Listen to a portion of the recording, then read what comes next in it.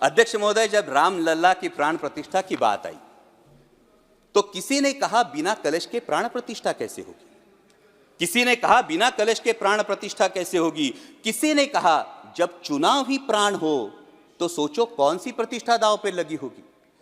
लोग तो कुछ कहेंगे, लोगों का काम है कहना, आप जन की बात मत सुनना, सिर्फ मन की बात करना। फिर भी खुश थे हम 500 साल का सपना जो पूरा हो रहा था, हमारे अंदर का हिंदू भी पूरी तरह से जाग गया था। तो चल पड़े अयोध्या की ओर, रामलला की दर्शन की आस लगाए। चल पड़े अयोध्या की ओर, रामलला के दर्शन की आस लगाए। जो सामने नजारा देखा वो देखकर दंग रह गए।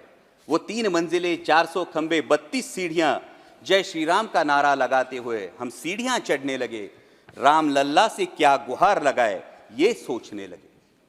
पहली सीढ़ी पर याद आई महंगाई, पहली सीढ़ी पर याद आई महंगाई, दूसरी पर देश में बढ़ती बेरोजगारी, तीसरी पर पत्रकारिता की चरण चुंबकता, चौथी पर सेंट्रल एजेंसीज की संदिग्ध भूमिका।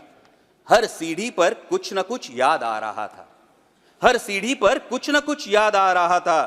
कहीं 15 लाख का जुमला, कहीं किसानों का आक्रोश था, कहीं महिला कुश्तीगिरों की वेदना थी, कहीं सालाना 2 करोड़ रोजगारों का वादा था, कहीं बढ़ती सांप्रदायिकता थी, तो कहीं चुनिंदा पूंजीपतियों पर मेहरबान हमारी सरकार का चेहरा था। इस वास्तविकता ने झंझोड़ने के बाद भी हम अंधभक्तों की तरह चलते गए। होश तो तब संभाला जब रामलला के दर्शन हुए। हमें नतमस्तक देख रामलला मुस्कुराते हुए बोले, हमें नतमस्तक देख रामलला मुस्कुराते हुए बोले, मैं कल भी था, आज भी हूं, कल भी रहूंगा।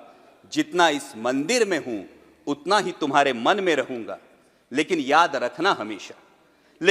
रखना हमेशा मैंने त्रेता युग में रामराज जलाया था, तुम कलियुग में जीते हो जहां संविधान ने गणराज जलाया है। धर्म समाज का किनारा जरूर है, धर्म समाज का किनारा जरूर है, लेकिन देश एक बहती धारा है। किनारे को धारा के बीच में लाया तो प्रवाह अड़ जाता है, प्रगति के पथ से हट जाता है। इसलिए धर्म का ठेकेदार नहीं, पहरेदार बनना चाहिए। इसलिए धर्म का ठेकेदार नहीं, पहरेदार बनना चाहिए।